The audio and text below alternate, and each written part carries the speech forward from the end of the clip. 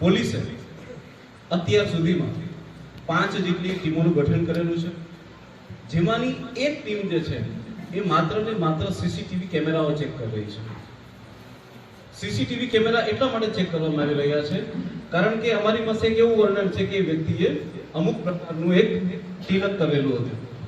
અમે લોકોએ ત્યારબાદ નક્કી કર્યું કે આવા તિલક ક્યાં ક્યાં કોઈ મંદિરમાં કે બીજી કોઈ જગ્યાએ શું આવા તિલક થાય છે? જો અહીંયા તિલક થાય છે ત્યાં સીસીટીવી કેમેરા ઉપલબ્ધ હોય, ત્યાં ઉપલબ્ધ ના હોય ને બહાર નીકળતા કોઈ દુકાનમાં ઉપલબ્ધ હોય, તમામે તમામ સીસીટીવી કેમેરાને કવર કરી આવા કોઈ પણ માણસ કે જેને આવા પ્રકારનું તિલક હોય તમામે તમામ પ્રકારના તિલક વાળાના ફોટા ભેગા કરી અને અમે લોકો જે છે એક એનો બનાવી આલ્બમ અને અમે દેખાડી રહ્યા છીએ જેથી કરીને આરોપીની ઓળખ થાય.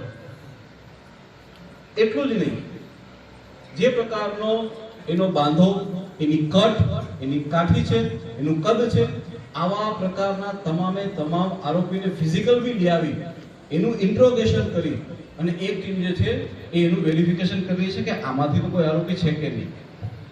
એ સિવાય અમારી એક લોકલ ક્રાઇમ બ્રાન્ચની 2 ટીમ, એક ટીમ અમારી સ્પેશિયલ ઓપરેશન ગ્રુપની ટીમ, એક ટીમ જે એએસપી સાહેબે બનાવેલી છે એ, અને અમારા જે પીએસઆઈ છે લોકલ, એમના દ્વારા બી અલગ એક ટીમનું ગઠન થયેલું છે કે જે લોકો તમામે તમામ આવા શકમંદો ઉપર નજર રાખીને તેમને ભેગા કરી રહ્યા છે, એમની માહિતી એકઠા કરી રહ્યા છે.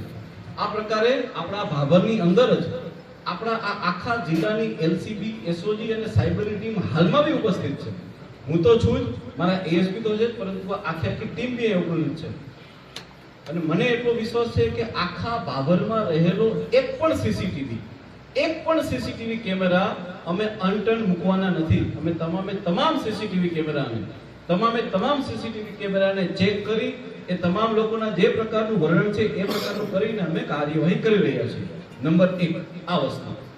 નંબર 2, અમારી પાસે એક અલગથી ડોગ સ્ક્વોડની ટીમ છે. આ ડોગ સ્ક્વોડની ટીમને જ્યારે બી એને કોઈ સ્મેલ દેવામાં આવે છે ત્યારે એ શકમંદ પાસે જાય છે. અમે ગઈકાલથી જ આ ડોગ સ્ક્વોડને એક્ટિવ કરેલી છે અને ડોગ સ્ક્વોડની ટીમ અત્યારે બી આપણા અહીંયા બાબર ઉપસ્થિત છે અને અમે એ કામ બી કરી રહ્યા છીએ. નંબર 3, ત્યારબાદ આવે છે ફિંગરપ્રિન્ટ માટેની ટીમ. તો એફએસએલની ટીમ આપણા બનાસકાંઠા પોલીસ પાસે ઉપલબ્ધ છે. એફએસએલની ટીમ બી ગઈકાલ આવી ગઈ હતી અને જો કોઈ પણ જગ્યાએ આવા આરોપીની ક્યાંય પણ તેની ફિંગરપ્રિન્ટ ઉપલબ્ધ થાય તો એ માટેના બી પ્રયાસ ચાલુ છે.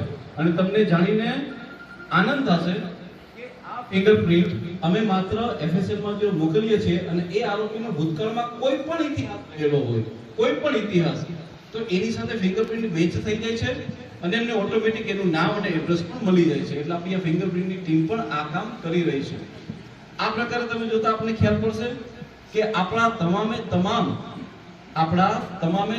જે ટેકનિકલ એક્સપર્ટની ટીમ કહેવાય કે જેમાં ડોગ પણ આવી ગયા અને એફએસએલ એ તો છે જ, પણ સાથે સાથે આપણા ભાભરમાં જેટલા મોબાઈલ ટાવરો ઉપલબ્ધ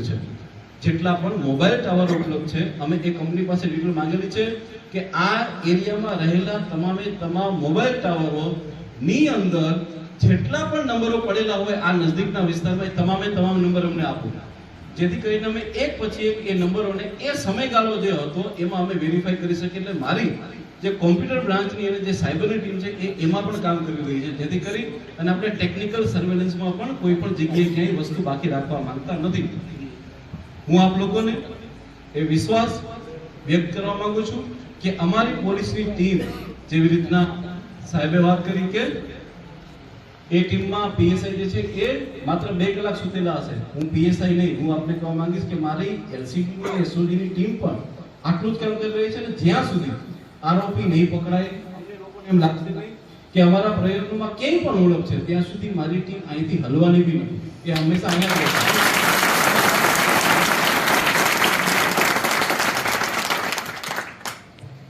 સર્વને એક વિનંતી છે, હમણાં જેવી રીતના વાત કરી કે અમે આવતીકાલે બંધનું એલાન રાખીશું.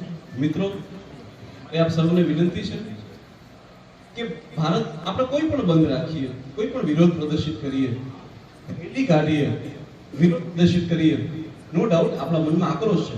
આજે કોઈ પણ ધર્મ, આપણે જૈન ધર્મ, કોઈ પણ ધર્મના કોઈ પણ વ્યક્તિ સાથે હું તો કહેવા માંગીશ કે કોઈ ધર્મના હોય કે ના હોય, એક પણ મહિલાની સાથે આવું થયેલું કૃત્ય એ સ્વીકાર્ય નથી.